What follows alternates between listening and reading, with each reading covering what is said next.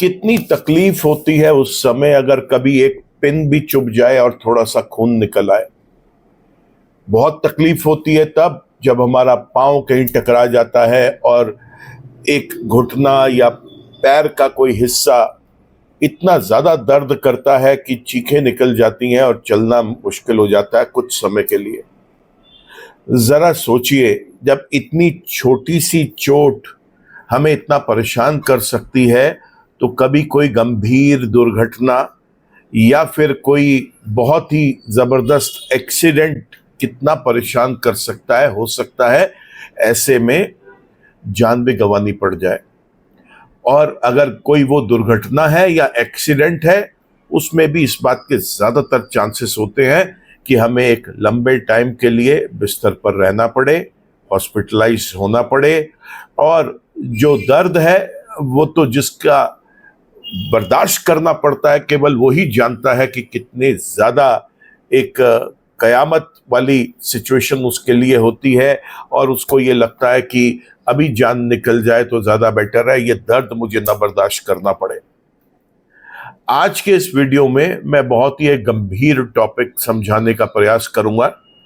वो ये कि कैसे हम पहचान सकते हैं कि हमारी स्वयं की कुंडली में दुर्घटनाओं के या एक्सीडेंट के योग हैं, और अगर हैं तो वो कौन सा ऐसा संभावित समय है जिस समय जीवन के अंदर हमें थोड़ा सा अलर्ट रहना पड़ेगा, ताकि हम उस एक गंभीर एक्सीडेंट से, दुर्घटना से अपने आप को जितना हो सकता है बचा सकें। अगर आपकी भी है जिज्ञासा इस बात को जानने की कि आप कैसे एक सुरक्षा कवच अपने लिए तैयार कर सकते हैं, कैसे जान सकते हैं कि कौन से पीरियड में सतर्क रहना जरूरी है, तो बने रहें मेरे साथ इसी वीडियो में अंत तक। नमस्कार दोस्तों, मैं हूं डॉक्टर विवेक चोपड़ा। आज चर्चा करूंगा मैं दुर्घटनाओं को कैसे पहचाने, एक्सीडेंट्स को कैसे पहचाने एक जन्म कुंडली के अंदर। देखिए, सबसे पहले तो मैं ये बता दूं आपको कि ये मेरे बताने के बावजूद भी जब कोई नेगेटिव प्लैनेट परेशान करेगा तो ये तो हम मान ही नहीं सकते कि ग्रह जो है वो अपने फल ना देवे। उपाय से हम उनके जो नेगेटिविटी है, उनकी जो एक एक्सट्रीम नेगेटिव सिचुएशन है, उसको रिड्यूस कर सकते हैं। साथ ही साथ अपने पॉजिटिव प्लैनेट्स को तैयार कर सकते हैं उन सिचुएशंस के लिए जिस समय वो नेगेटिविटीज हमारे साथ आके अटैक कर सकती हैं। इस दुनिया में कोई भी एक एस्ट्रोलॉजर, कोई भी एक ऐसा हीलर, कोई भी व्यक्ति आपके जीवन में नेगेटिव को पॉजिटिव नहीं कर सकता और पॉजिटिव को नेगेटिव भी नहीं कर सकता। फिर चाहे कोई व्यक्ति तंत्र, यंत्र, मंत्र, ब्लैक मैजिक किसी भी चीज का प्रयोग कर ले, नेगेटिव्स को केवल रिड्यूस किया जा सकता है, उन्हें कभी भी पॉजिटिव नहीं किया जा सकता। और पॉजिटिव्स को केवल एनहांस किया जा सकता है, वो कभी भी नेगेटिव नहीं होंगे। ये बात क्या बोली मैंने आपको अभी एक एक करके एग्जाम्पल के साथ आपको समझाऊंगा, लेकिन हमें सबसे पहले समझना यह है कि क्या कोई एक ही ग्रह ऐसा है जो दुर्घटनाएं कराता है कुंडली के अंदर? आंसर है नो। कोई भी ग्रह करा सकता है। तो वो डिपेंड करेगा उस व्यक्ति की जन्म कुंडली को देख के कि जन्म के ग्रह उसके कितने शुभ और अशुभ हैं। ग्रह, मैं वापस रिपीट कर रहा हूं, दो तरीके से वर्क करेंगे। एक वो जो जन्म के हैं, दूसरे वो जो गोचर में चल रहे हैं। ग्रह जन्म का भी शुभ और अशुभ हो सकता है, गोचर का ग्रह भी शुभ अशुभ हो सकता है। अगर कोई ग्रह जन्म का शुभ है, गोचर में भी शुभ है, आप सेफ हैं, क्योंकि वो आपके लिए एक अच्छा काम करेगा। कोई ग्रह जन्म का शुभ है, गोचर में अशुभ है, बहुत ज्यादा मायूस ना हो, क्योंकि वो जन्म का शुभ है, इसलिए वो कभी भी नेगेटिव कोई कार्य तो करेगा ही नहीं। अगर वो गोचर में नेगेटिव भी है तो वो केवल उसकी पॉजिटिविटी को ही कम कर पाएगा, नेगेटिव कुछ नहीं दे पाएगा।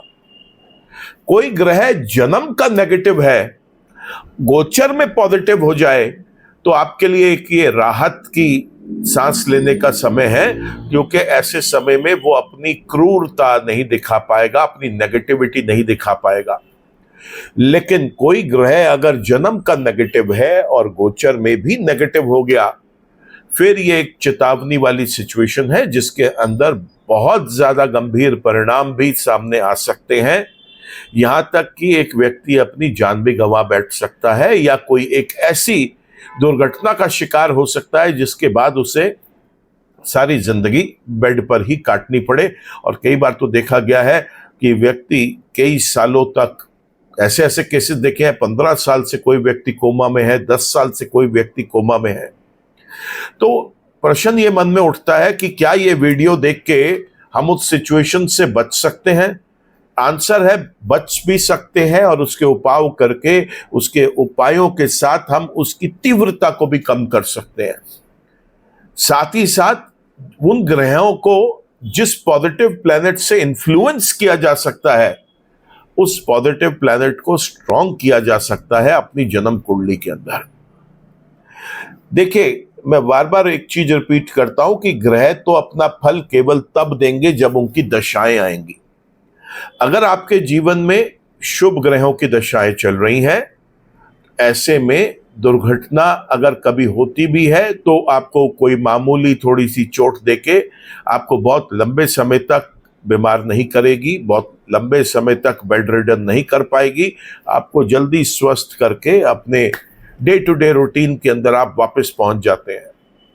लेकिन अगर कोई ग्रह अशुभ है और उसकी दशाएं चल रही हैं, तो आपको सबसे पहले दशाओं को भी देखना है। महादशा किसकी है, अंतरदशा किसकी है, प्रत्यंतर दशा किसकी है, सूक्ष्म दशा किसकी है। यह भी समझना है हमारे को कि वो कौन से ऐसे ग्रह हैं जो दुर्घटनाएं करा सकते हैं। तो देखिए, सबसे पहले तो दुर्घटनाओं के लिए जो होता है वो 8th हाउस का जो लॉर्ड है, यानी 8वें भाव का स्वामी, वो सबसे पहले दुर्घटनाओं के लिए चेक किया जाता है किसी भी एक नेटल चार्ट में। वहां यह देखा जाता है कि 8वें घर का स्वामी स्ट्रांग है या 8वें घर का स्वामी जो है वो अशुभ है और नेगेटिव है। अगर 8वें घर का स्वामी शुभ है और स्ट्रांग है तो फिर वो हमेशा दुर्घटनाओं से आपको बचाएगा। अगर कोई ऐसा ग्रह जो 8वें भाव में बैठा है, स्वामी किसी और राशि का है और वो अशुभ है, तो भी वो एक एक्सीडेंट करा सकता है। लेकिन अगर 8वें भाव का स्वामी स्वयं कुंडली के अंदर मजबूत है, तो अगर वो दूसरा नेगेटिव प्लैनेट उस चीज के ऊपर परेशान करेगा भी, तो वो बहुत लंबे टाइम तक परेशान नहीं कर पाएगा। एक एक करके समझ लेते हैं कि ग्रहों को कैसे देखें कि उस कुंडली के अंदर वो कौन सा ग्रह नेगेटिव हो सकता है और दुर्घटनाएं दे सकता है। दुर्घटनाओं के बाद हम ये भी देखेंगे कि क्या वो दुर्घटना जीवन का अंत भी कर सकती है, क्या वो दुर्घटना किसी व्यक्ति को लंबे समय तक हॉस्पिटलाइज कर सकती है, क्या वो दुर्घटना उस व्यक्ति को बहुत लंबे टाइम तक दवाइयों के ऊपर उसकी निर्भरता बढ़ा सकती है, क्या वो दुर्घटना उसको अपंग अपाहिज कर सकती है। इन सब चीजों की भी हम चर्चा करने वाले हैं आज इस वीडियो में। देखिए दोस्तों, सबसे पहले मैंने बताया 8th हाउस के लॉर्ड को हम देखेंगे कि वो शुभ है या अशुभ है। अगर वो शुभ है तो ये बात एक हमारी राहत की है कि वो स्वयं उस घर का स्वामी होके उसे बचाएगा जरूर। दूसरा, 8वें घर में जो ग्रह बैठे हैं जन्म के, ये दूसरा क्राइटेरिया है चेक करने का कि वो एक व्यक्ति का एक्सीडेंट अपनी दशाओं में करा पाएंगे या नहीं करा पाएंगे। तीसरा क्राइटेरिया यह है कि कोई अशुभ ग्रह 8वें भाव में तो नहीं बैठा, लेकिन 8वें भाव पर दृष्टि डाल रहा है। तो जब उस ग्रह की भी महादशा, अंतरदशा, प्रत्यंतर दशा, सूक्ष्म दशाएं आएंगी तो वो एक्सीडेंट कराने के योग बनाएगा, दुर्घटनाएं जरूर कराएगा। ऐसे समय में हमारे को सबसे पहले अपने कुंडली के नेगेटिव प्लैनेट के उपाय वो पीरियड आने से कहीं पहले से शुरू कर देने चाहिए। जैसे सबसे पहले तो आपको ये रोकथाम करनी चाहिए कि उन नेगेटिव प्लैनेट के जो कलर्स हैं उनकी अपनी आदत बंद करिए उनको अपने शरीर पर धारण करने की। फिर वो चाहे आपका कितना भी प्रिय कलर हो, आपको वो कलर के क्लोथ्स नहीं पहनने, क्योंकि वो कलर उस नेगेटिव प्लैनेट को और स्ट्रेंथ देगा। उस नेगेटिव ग्रह का कभी भी किसी के कहने से रतन धारण नहीं करना। उस नेगेटिव प्लैनेट से संबंधित धातुओं का प्रयोग नहीं करना। उस नेगेटिव ग्रह से संबंधित खाने और पीने की चीजों का प्रयोग नहीं करना। उस नेगेटिव ग्रह से संबंधित जो दिशा है, उस दिशा को रात को सोते समय सर नहीं उस दिशा में रखना और दिन के समय उस दिशा की तरफ देखते हुए कोई काम नहीं करना। ये कुछ छोटी बातें हैं जिससे हम उस नेगेटिव प्लैनेट को कहीं रिड्यूस करने की कोशिश करते हैं। इसके साथ कुछ रिलीजियस रेमेडीज को भी ऐड कर सकते हैं, जैसे उस ग्रह से संबंधित दान किए जाने चाहिए। उस ग्रह से संबंधित जो भी देवी देवता हैं उनकी पूजा अर्चना करनी चाहिए। उस ग्रह से संबंधित मंत्र जप करने चाहिए। अब कुछ लोग जिनकी आस्था या जो लोग सनातन धर्म फॉलोअर्स नहीं हैं, वो किसी और धर्म को फॉलो करने वाले हैं, तो वो अपने धर्म के अकॉर्डिंग उस प्लेनेट से संबंधित चीजें अपने रिलीजियस प्लेसेस पे जाकर डोनेट कर सकते हैं, जरूरतमंदों को डोनेट कर सकते हैं, स्वयं उन कलर्स को पहनने से बच सकते हैं। ऐसे में एक चीज का और विशेष रूप से ध्यान रखना है कि 8वें हाउस का जो लॉर्ड है या 8वां हाउस जो है या 8वें हाउस पर जो जो ग्रह दृष्टियां डाल रहे हैं, आपने उस कुंडली में यह चेक करना है कि पॉजिटिव प्लैनेट्स ऐसे कितने हैं जो 8वें भाव पर दृष्टि डाल रहे हैं, उसे सेव कर रहे हैं। 8वें भाव के जो लॉर्ड है, उस राशि का जो स्वामी है, उसको सेव कर रहे हैं, या जो ग्रह 8वें घर पर दृष्टि डाल रहे हैं वो उसको सेव करने में क्षमता रखते हैं। तो ऐसे में शुभ ग्रहों के रतन भी धारण किए जाएंगे ताकि वो नेगेटिव्स ना पहुंचने दें उस स्पेसिफिक हाउस के लिए। उन ग्रह से संबंधित रंगों का भी प्रयोग किया जा सकता है। उन शुभ ग्रहों के धातुओं का भी प्रयोग किया जा सकता है। उन शुभ ग्रहों के जो दिशाएं हैं उसमें रात को सर रख कर सोया जा सकता है। दिन में उन शुभ दिशाओं की तरफ देखते हुए कोई काम किया जा सकता है। ऐसे में और बहुत चीजें हैं जो हम शुभ ग्रहों को स्ट्रॉन्ग करने के लिए, रतन तो एक मैंने आपको बताया, धातु मैंने आपको बताया, उस कलर की लाइट अपने बेडरूम में लगाकर रात को सोया जा सकता है ताकि अंधेरे में सोने से बचा जा सके, क्योंकि नेगेटिविटीज अंधेरे में बहुत ज्यादा एक्यूमुलेट हो सकती है। और सबसे ज्यादा जरूरी है कि जो दुर्घटनाओं वाला पीरियड है उसमें हम स्वयं ड्राइविंग करने से बचें, किसी ऐसी रिस्की व्हीकल में जाने से बचें जहां पर कोई अनजान व्यक्ति, कोई अनाड़ी व्यक्ति उसको ड्राइव करने वाला है। संभव हो सके तो पूरी तरीके से ही उस पीरियड को अवॉइड किया जा सकता है। लेकिन मैं आपको एक बात और बता दूं, जिस वक्त चोट लगने का अंदेशा कुंडली दिखाती है, उस वक्त अगर आप घर में भी बैठे होंगे और उपाय कर रखे होंगे आपने, तो भी आपको छुटपुट एहसास जरूर ग्रह दिलवा देगा कि देखो तुमने उपाय किया था तो मैंने स्पेयर तो कर दिया, लेकिन उसकी इंटेंसिटी में कम करके तुम्हारे को चोट दे रहा हूं। मान लीजिए किसी व्यक्ति को धारदार चीज से नुकसान होने का अंदेशा कुंडली दिखा रही है। अब एक धारदार चीज से नुकसान तो यह है कि वो बाहर किसी काम से गया और उसको चाकू मारकर किसी ने उसका पर्स छीन लिया, उसका जेवर उसके छीन लिए, उसका व्हीकल उससे छीन लिया और कीमती सामान जो वो लेके जा रहा था वो उससे छीन लिया गया। दूसरा ये है कि वो घर में ही कोई काम करते करते किसी टेबल या किसी दरवाजे के अंदर निकली हुई एक छोटी सी कील से उसका जो है पैर टकराया या उसकी लेग टकराई और वो किसी जगह हल्का सा पेंट को या उसके लोअर में जो भी उसने पहना है उस चीज को चीरती हुई उसको एक छोटी सी झरीट देके थोड़ा सा खून निकाल के चली गई। देखिए, धारदार चीज से नुकसान तो दोनों चीजों में हुआ, लेकिन उपायों से और शुभ ग्रहों को मजबूत करके, अशुभ ग्रहों की तीव्रता को कम करके हम उसकी इंटेंसिटी को जरूर बचा गए। जिस इंटेंसिटी से उसने हमें हिट करना था उस चीज को हम बचा गए। और यही ज्योतिष शास्त्र का एक इंपॉर्टेंट पार्ट है। जिस तरीके से आप जब कहीं ड्राइव करते हैं तो गूगल पे वो महिला या वो पुरुष आपको जब डायरेक्शंस बताते हैं, तो आपको किसी ऐसी जगह अगर आप जा रहे हैं जहां पर आपको जल्दी है, तो चाहे वो आपको लंबे रास्ते से ले जाते हैं, लेकिन वो आपके नॉर्मल रूटीन वाले रास्ते से आपको सेव कर लेते हैं अगर उनको लगता है कि वहां पर कोई ट्रैफिक जैम है या दुर्घटना की वजह से पूरा का पूरा ट्रैफिक कई घंटों से ब्लॉक्ड है। ठीक उसी प्रकार जैसे टीवी चैनल्स में, इंटरनेट पर, आपके मोबाइल पर आपको पहले से चेतावनी दे दी जाती है कि आज इस एरिया में टेम्परेचर ये रहेगा, बारिश होगी नहीं होगी, बर्फ पड़ेगी नहीं पड़ेगी, ताकि आप उसको पहले से ही अपने आप को प्रिपेयर कर लें।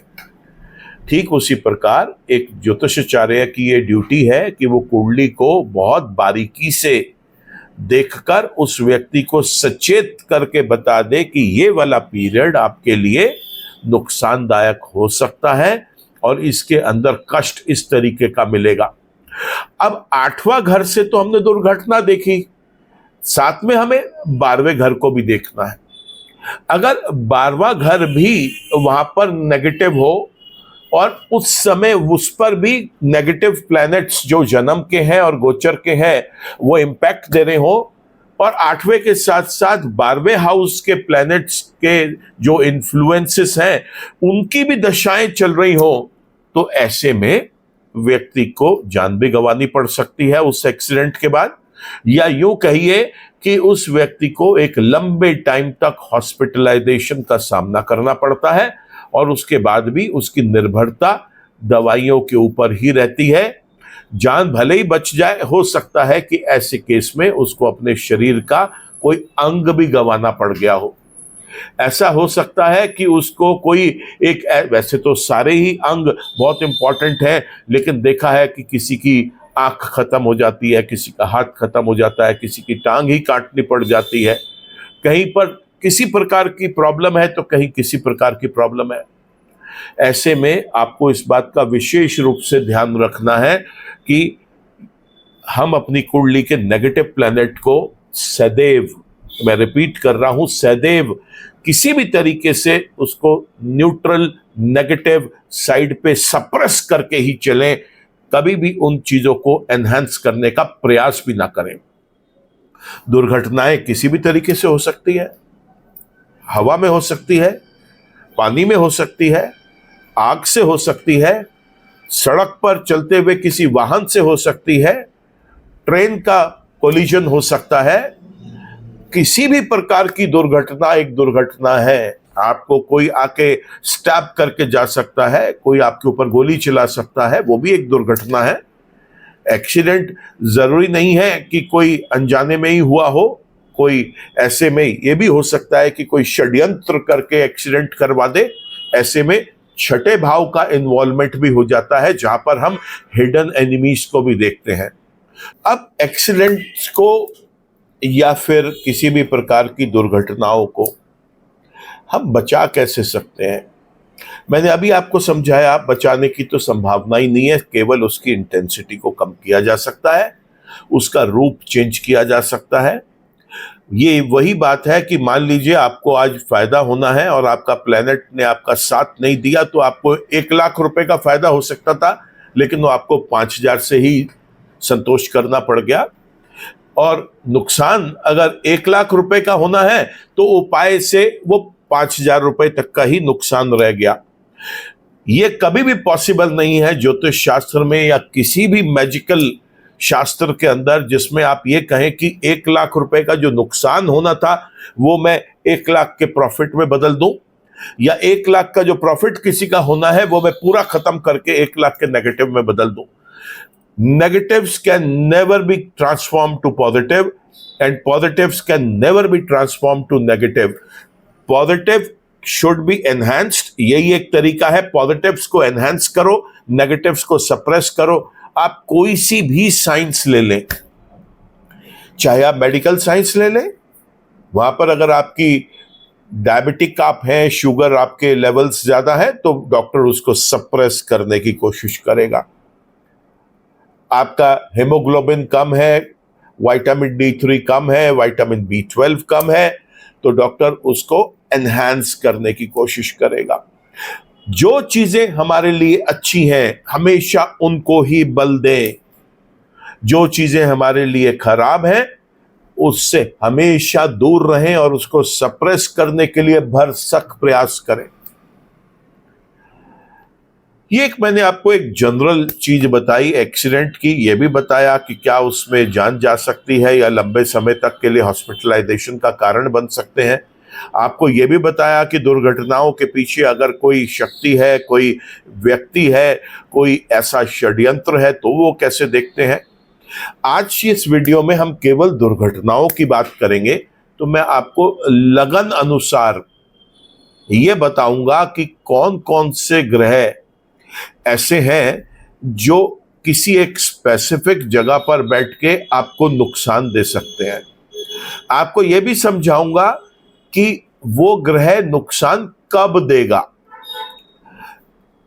आपको रिपीट कर रहा हूं, ग्रह केवल और केवल रिजल्ट अपनी दशाओं में देते हैं।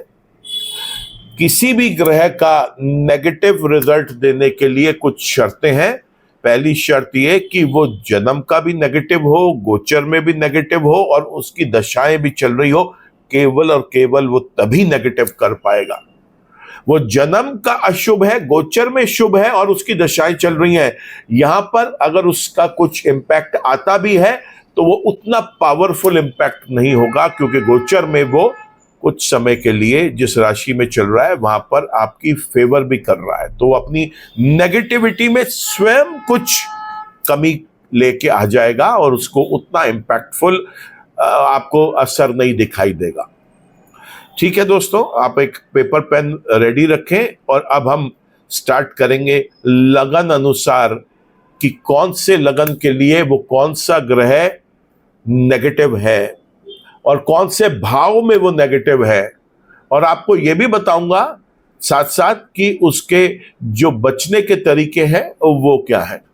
बात कर लेते हैं अब हम मीन लगन वाले व्यक्तियों के लिए, और मीन लगन वाले व्यक्तियों के लिए सूर्य से लेकर राहु तक कौन सा ग्रह किस भाव में बैठकर एक्सीडेंट्स करा सकता है, दुर्घटनाएं करा सकता है, वो बताने जा रहा हूं। केतु की चर्चा नहीं करूंगा क्योंकि केतु अपने फल नहीं देते। केतु जिसकी राशि में बैठते हैं उसके स्वामी के अनुसार अपनी दशाओं में रिजल्ट्स देते हैं, और ये चीज बिना किसी एक पर्सनलाइज्ड हॉरोस्कोप को देखे बिना नहीं डिसाइड की जा सकती। तो केतु की चर्चा छोड़कर बाकी 8 ग्रहों की हम यहां पर चर्चाएं करेंगे। सबसे पहले बात कर लेते हैं सूर्य कौन से भाव में बैठे हो तो एक्सीडेंट्स करा सकते हैं। तो सूर्य दूसरे भाव में अगर बैठे हो तो निश्चित रूप से व्यक्ति का एक्सीडेंट हो सकता है उसकी दशाओं में। लेकिन सूर्य 8वें भाव में बैठे हो तो एक्सीडेंट्स करा सकते हैं। 6ठे में बैठे हो तो डायरेक्ट एक्सीडेंट नहीं कराएंगे, लेकिन एक्सीडेंट अगर हो रहा है तो उसमें षड्यंत्र में शामिल हो सकते हैं। कोई षड्यंत्र के थ्रू किसी का एक्सीडेंट हो गया, उसमें सूर्य का रोल होगा। 12वें भाव में ये अशुभ होते हैं, तब अगर किसी व्यक्ति को हॉस्पिटल में एडमिट होना ही पड़ गया तो ये फिर उसकी ड्यूरेशन को अपनी दशाओं में बढ़ा देंगे। लंबे समय तक के लिए उस व्यक्ति को हॉस्पिटलाइज रहना पड़ सकता है। बात करते हैं इसके बाद हम चंद्रमा ग्रह की, और चंद्रमा ग्रह कुंडली में 8वें भाव में बैठे हो तो डायरेक्टली एक्सीडेंट्स करवाएंगे। 6ठे में बैठे हो तो षड्यंत्र के थ्रू करवाने में योगदान दे सकते हैं, और 12वें में बैठे हो तो अगर कोई व्यक्ति हॉस्पिटलाइज हो गया तो उसे लंबे समय तक के लिए हॉस्पिटलाइज रख सकते हैं। बात कर लेते हैं अब हम मंगल ग्रह की। मंगल ग्रह दूसरे भाव में बैठे हो तो 100% एक्सीडेंट हो सकता है।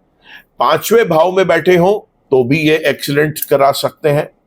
स्वयं कुंडली के 12वें भाव में बैठे हो तो डायरेक्ट एक्सीडेंट तो नहीं कराएंगे, लेकिन उसके अंदर एक्सीडेंट अगर हुआ है तो अपना, अगर मंगल की भी महादशा, अंतरदशा, प्रत्यंतर दशा, सूक्ष्म दशा चल रही है तो उस व्यक्ति के लंबे समय के हॉस्पिटलाइजेशन का कारण बन सकते हैं। यहां मैं आपको एक चीज ये बता दूं कि मंगल इस लगन कुंडली के अंदर 6ठे भाव में और 8वें भाव में शुभ रिजल्ट्स देते हैं। तो अगर मंगल यहां पर किसी व्यक्ति की मीन लगन की कुंडली में 8वें घर में बैठे हैं तो वो व्यक्ति मांगलिक तो हो ही जाएगा, क्योंकि अष्टम भाव में मंगल है, लेकिन यहां पर मंगल शुभ है, इसलिए उस व्यक्ति का मांगलिक होना भी यहां पर अशुभ नहीं है। वो व्यक्ति के लिए मंगल शुभ काम करेंगे, ऐसा व्यक्ति को दुर्घटनाओं से बचाएंगे। लेकिन आज चर्चा तो हम कर रहे हैं उन ग्रहों की जो कि दुर्घटनाएं करा सकते हैं। तो मंगल अगर 4थे भाव में बैठे हो तो दुर्घटना करा देंगे, दूसरे भाव में बैठे हो तो दुर्घटना करा देंगे, लेकिन अगर 12वें में बैठे हो तो डायरेक्ट दुर्घटना नहीं कराएंगे। लेकिन अगर दुर्घटना किसी और ग्रह की वजह से हो गई है और मंगल का भी उस समय कोई पीरियड चल रहा है तो मंगल उसमें हॉस्पिटलाइजेशन में उसका लंबा एक्सटेंशन कर देंगे। बात करते हैं मंगल ग्रह के बाद बुध ग्रह की। और बुध ग्रह जैसा मैं देख पा रहा हूं 8वें घर में बैठा हो तो डायरेक्ट एक्सीडेंट के योग बना सकते हैं। 6ठे में बैठा हो तो उसमें योगदान दे सकते हैं, किसी षड्यंत्र रचवाया जा सकता है इस व्यक्ति के खिलाफ, या फिर 12वें में बैठे हो तो लंबे समय के हॉस्पिटलाइजेशन का कारण बन सकते हैं। इसके बाद बात कर लेते हैं अब हम बृहस्पति ग्रह की। देखिए, बृहस्पति ग्रह 8वें में बैठा हो और 12वें में बैठा हो तो डायरेक्ट एक्सीडेंट का कारण बनेंगे, लेकिन अगर 6ठे में बैठे हो तो फिर ये आप यूं मानिए षड्यंत्र का हिस्सा तो बन सकते हैं, लेकिन डायरेक्ट एक्सीडेंट देने की योग्यता इनमें नहीं है। तो मीन लगन के अंदर बृहस्पति लगन के स्वामी है, वहां पर 8वें भाव में और 12वें भाव में ही डायरेक्ट बैठकर एक्सीडेंट कराया जा सकता है। इनकी अपनी दशाओं के अंदर एक गंभीर दुर्घटना हो सकती है। इसके अलावा किसी और स्थान पर बैठकर डायरेक्ट एक्सीडेंट के योग्य नहीं बनाएंगे। बात कर लेते हैं अब हम शुक्र ग्रह की। शुक्र ग्रह जैसा मैं देख पा रहा हूं 8वें घर में अगर बैठे हो और उनकी दशाएं चल रही हो तो निश्चित रूप से एक्सीडेंट के योग बनते हैं। कुंडली के 12वें भाव में बैठे हो तो फिर मैंने आपको बताया ही है कि 12वां भाव जो होता है ये लंबे समय के हॉस्पिटलाइजेशन के लिए होता है, दवाइयों पर निर्भरता के लिए देखा जाता है। और 6ठा भाव जो है ये कोई हिडन एनिमी, कोई षड्यंत्र का हिस्सा बन के किसी दूसरे ग्रह के जो डायरेक्टली एक्सीडेंट करा रहा है, अगर उस ग्रह के साथ मंगल का कॉम्बिनेशन बन रहा है तो षड्यंत्र के थ्रू एक्सीडेंट का कारण बन सकते हैं। बात करते हैं हम इसके बाद हम शनि ग्रह की। देखिए, शनि ग्रह कुंडली के अंदर 8वें भाव में भी शुभ है, 6ठे में भी शुभ है, 12वें में भी शुभ है। इनकी जो दृष्टियां पड़ सकती थी उसके अंदर वो केवल और केवल 11वें भाव में बैठकर जब ये 8वें भाव को देखते हैं, केवल तब एक ऐसी संभावना है कि शनि ग्रह दुर्घटनाएं करा सकते हैं। अन्यथा किसी और तरीके से शनि का रोल दुर्घटना के लिए नहीं बन पाएगा। और आखिर में बात कर लेते हैं हम राहु ग्रह की। तो राहु ग्रह 4थे में, 8वें में और 12वें में अगर बैठे हों तो निश्चित रूप से एक्सीडेंट अपनी दशाओं में कराएंगे। 6ठे भाव में बैठे हों तो षड्यंत्र के थ्रू एक्सीडेंट कराने में साथ जरूर दे सकते हैं, लेकिन डायरेक्टली एक्सीडेंट 6ठे भाव में कराने में सक्षम नहीं होते वो। तो इस तरीके से हमने देखा सूर्य से लेकर और राहु तक कौन सा ग्रह कौन से भाव में बैठकर अपनी दशाओं में एक्सीडेंट के योग बना सकता है। तो दोस्तों, हमने इस तरीके से देखा कि हम कैसे ये पहचान सकते हैं कि वो कौन से ऐसे ग्रह हैं जो दुर्घटनाओं का कारण बन सकते हैं। और अगर आप ये भी जानना चाहते हैं कि वो कौन से ऐसे ग्रह हैं जो दुर्घटनाओं से बचा सकते हैं, वो तो फिर आपका व्यक्तिगत कुंडली देख के ही कोई ज्योतिषाचार्य आपको गाइड कर सकता है। और उसके लिए जो ये अशुभ ग्रह हैं वो ग्रह किसके नक्षत्र पे हैं, किसके उप नक्षत्र पे हैं, किसके उप नक्षत्र पे हैं, इसका संज्ञान लेना भी बहुत जरूरी है, तभी किसी निष्कर्ष पे पहुंचा जा सकता है। लेकिन इतना जरूर कहूंगा कि अगर ये मैंने आपको जो भाव बताए हैं, अगर आपकी कुंडली में ये ग्रह इन भाव में हैं, तो आप एक बात याद रखें निश्चित रूप से कि आपने कभी भी इन ग्रहों का रत्न धारण नहीं करना, क्योंकि जब हम रत्न धारण करते हैं ना, तो हम उस ग्रह को और बल दे देते हैं। रत्न का मतलब ही यही है कि वो ट्रिगर करता है उस ग्रह की एनर्जीज को और ज्यादा। तो कभी उसका रत्न मत धारण करें जो ग्रह अशुभ हो सकता है। हमने कई बार सुना है, लोग बताते हैं कि स्टोन पहना था, किसी के कहने से अगले दिन ही एक्सीडेंट हो गया। यहां तक भी बताते हैं मौत ही हो गई, और मौत भी बड़ी गंदी मौत होती है। कई बार ये पता चलता है कि पूरा ट्रक ही उनके ऊपर से निकल गया, या किसी ने बहुत बुरी तरह से उनको मारपीट करके और उनके साथ लहूलुहान कर दिया, टुकड़े टुकड़े कर दिए। बहुत भयानक मौत होती है, मैं उनकी चर्चा भी यहां पर नहीं करना चाहूंगा। ऐसे एक्सपेरिमेंट्स कभी ना करें। अशुभ ग्रह के रत्न बिल्कुल ना धारण करें, उनके रंगों का प्रयोग बिल्कुल ना करें, उनसे संबंधित दिशाओं में बिल्कुल भी आप ना देखें और ना उस तरफ सर करके सोएं। उन ग्रहों के धातुओं का प्रयोग भी ना करें। उन ग्रह से संबंधित जो फूड आइटम्स हैं उनका भी प्रयोग अगर आपको मजबूरी है करना, तो उसके साथ आप शुभ ग्रह के फूड आइटम्स को भी इंक्लूड करें। और बहुत रेमेडीज हैं जिसके करने से, जैसे हम हीलिंग्स कर सकते हैं, बीटा ब्लॉकिंग्स करवा सकते हैं नेगेटिव को सप्रेस करने के लिए, अल्फा एनहांसमेंट्स करवा सकते हैं हीलिंग में, पॉजिटिव प्लैनेट्स को एनहांस करने के लिए। अपने जेमस्टोन्स पर कवच करवा के उनको धारण किया जा सकता है बॉडी की सही पोजीशन में। जो दाएं हाथ में पहनने हैं वो दाएं हाथ में पहनिए, जो बाएं हाथ में पहनने हैं वो बाएं हाथ में पहनिए। जिस धातु में उन्हें पहनना है अपना दिमाग मत लड़ाएं, जो आपका ज्योतिषाचार्य सही समझता है उसी चीज को फॉलो करें। ये छोटे छोटे प्रयास करके मुझे लगता है कोई भी वो प्रयास जो आपको एक जीवन हेल्दी तरीके से, इंडिपेंडेंट तरीके से जीने के लिए मदद कर रहा हो, उससे कभी पीछे नहीं हटना चाहिए। क्योंकि ये छोटे छोटे उपाय करके आप दीर्घायु भी हो सकते हैं, और दीर्घायु के साथ साथ आप स्वस्थ रूप से अपने जीवन के अंत तक अपनी जर्नी को पूरा कर सकते हैं। आज के वीडियो में तो दोस्तों इतना ही। ईश्वर आप सबका भला करे। अगर वीडियो आपको पसंद आया हो तो आप इसको लाइक करना, कमेंट करना, शेयर करना। चैनल पर अगर आप नए हैं तो चैनल को सब्सक्राइब कर लीजिए। चैनल पर पुराने हैं लेकिन अभी तक सब्सक्राइब नहीं कर पाए तो फिर वापस आपसे रिक्वेस्ट करूंगा, चैनल को सब्सक्राइब कर लें। बेल आइकन को भी क्लिक करें ताकि कोई भी नया वीडियो अपलोड होता है उसका एक अपडेट, उसका एक नोटिफिकेशन आप तक आ सके। अपना ध्यान रखिए, स्वस्थ रहिए, सतर्क रहिए। ईश्वर आप सबका बहुत बहुत भला करे। नमस्कार।